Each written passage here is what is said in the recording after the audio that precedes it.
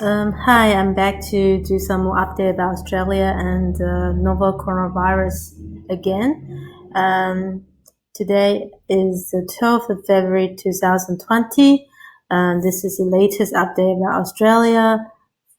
Today's morning, 6 o'clock, there's only 5 people in Queensland, 4 in New South Wales, 4 in Victoria, 2 in South Australia. So everything stayed the same for almost 1 week. There are no new cases. And 5 cases have recovered. If you see the latest news update from the Australian New South Wales government, they were actually quite happy. They actually did a lot of swab for all the patients now that has been positive. And they actually successfully cultured this virus from one of the patients who has ongoing viral load for a long time. So according to New South Australian record, there's 43,000 confirmed cases in the world and 1,000 death rate, and the fatality rate is about 2.36%. So as I already introduced those website to you in the past, this is the John Hopkins dashboard, and it will tell you about how many cases all around the world, and you can divide it by different country or different city. Like for example, it can show you how many cases are in Beijing, how many cases are in Shanghai, and also how many deaths in each city. For example, in Beijing there are 3 deaths so far, in Shanghai there are 1 death, and outside China there's only 1 death in Hong Kong and 1 death in Philippines. So if you look at the Worldmeter, they give you more data about it, as we talk about that. It gives you the total case, death, and recovery rate. And so you can see the active case and the percentage of active case and critical case. So the critical case percentage is about 20% to 80% in mild condition. And among the recovered case, about 4,000 recovered and 1,000 deaths. So still about 1/5 of the ratio. But maybe later on, you can know more about it once we know the full picture in a few weeks. So basically, there's 97 more deaths in China, and you can see 8,000 is in severe critical case. And in Singapore, about 7 people are in critical condition. And I heard, I think 6 of them are in ICU. So they usually mean they're quite sick. Therefore, I believe Singapore, there may be potential spreader among the population still, and there'll be more cases coming up. So if you're in Singapore, Malaysia area, be careful. And then we think you'll need to travel to Singapore area. Potentially same for Hong Kong, but I think Singapore may be more serious if you look at the number of critical people. Also, if you look at the, you can see the transmission rate, fatality rate, incubation period, and the countries involved are all listed here. I want to bring your attention to UK. The UK actually declared major coronavirus outbreak risk, and they're really worried about it. And they actually are going to give police power to be able to quarantine people.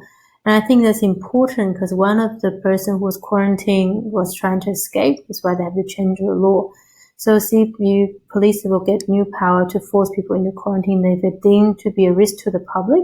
And I think that's very important. And I believe Australia may have to follow suit in the future before we actually have an outbreak like UK or Hong Kong or Singapore, because they actually have limited community outbreak at the moment, and they're trying to control it to become a widespread community outbreak like Wuhan. So our goal at the moment is to try to prevent the spread of virus as slow as possible. So hopefully we wait for a treatment and wait for vaccination, or maybe wait for the weather to become better, and they will disappear like SARS. So this is a story about how they have to close the surgery because two doctors were infected, and then how this person has infected other people. So the WHO actually officially changed the name of the normal coronavirus to COVID-19, which they tried to dissociate themselves with Wuhan, because I think they want to have less negative association with Wuhan, because they are pretty poor as they've been infected with the disease. We have to try to help them eventually. Therefore, I'm going to show you my petition I would like you to sign. So in Australia, lots of people I heard are really worried about the situation, especially people from overseas. They knew people they knew who came from the risk area and still refused to be quarantined and be walking around the community. I was very surprised to hear about that. Initially, I thought, how can that be? And when I further inquired about it, quite a lot of patients told me the same story. So I'm getting a bit worried. Therefore, I called the public health to see whether I can do anything about it. When I called the public health, they told me, no, there's nothing you can do, because there's no law to force people to be in quarantine. But basically, they probably will have to have some outbreak before the government will do something about it, which is totally not a way to do it. So we can learn from UK. They already had a mistake, and then they're now going to change the law. We can use as a precedent to ask our government to do the same thing. Imagine if we have one super spreader case, we can spread to a lot of people, and they may be asymptomatic for up to 2 weeks or even longer, and they can infect a lot more people. And by the time an outbreak starts, it can be serious. The government is trying to downplay the situation a little bit so we can have economy return and things like that. I can totally understand, but I also want to keep the situation stable in Australia by allowing limited transmission at once. Or until we have a very accurate and fast way to tell you whether you have this virus. Because at the moment, the turnaround rate is 24%, and they haven't told me about the accuracy of this test.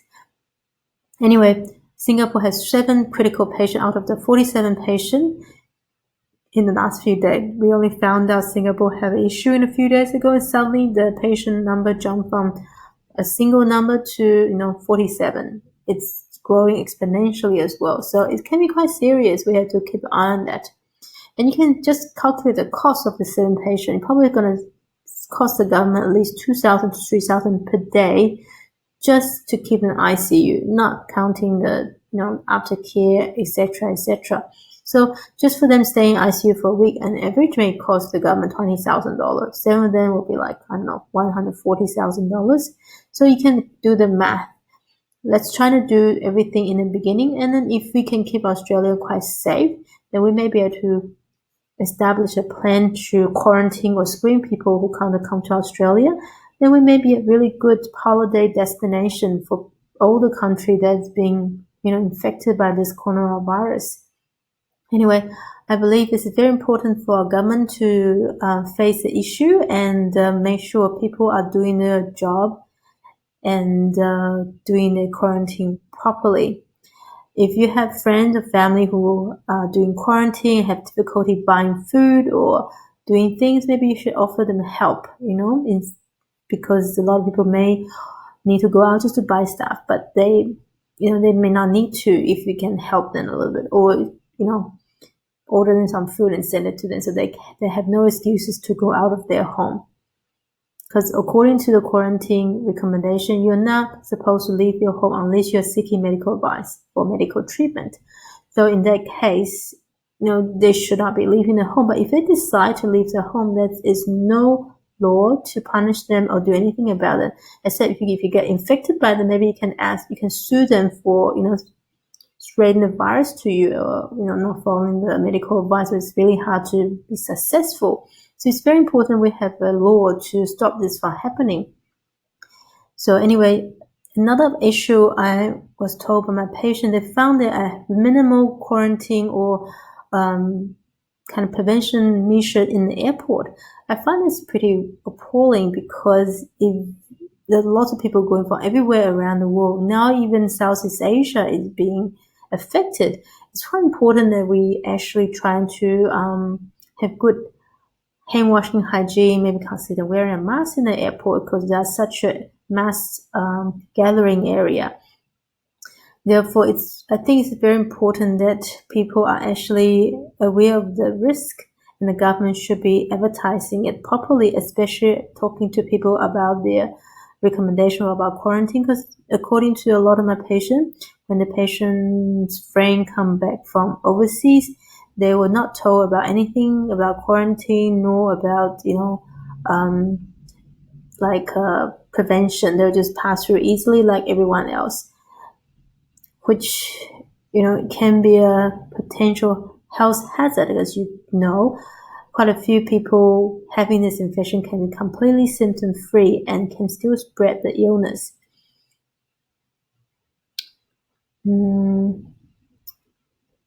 So I'm going to get the link down below and then see if I can get people to help me to sign this petition. Thank you.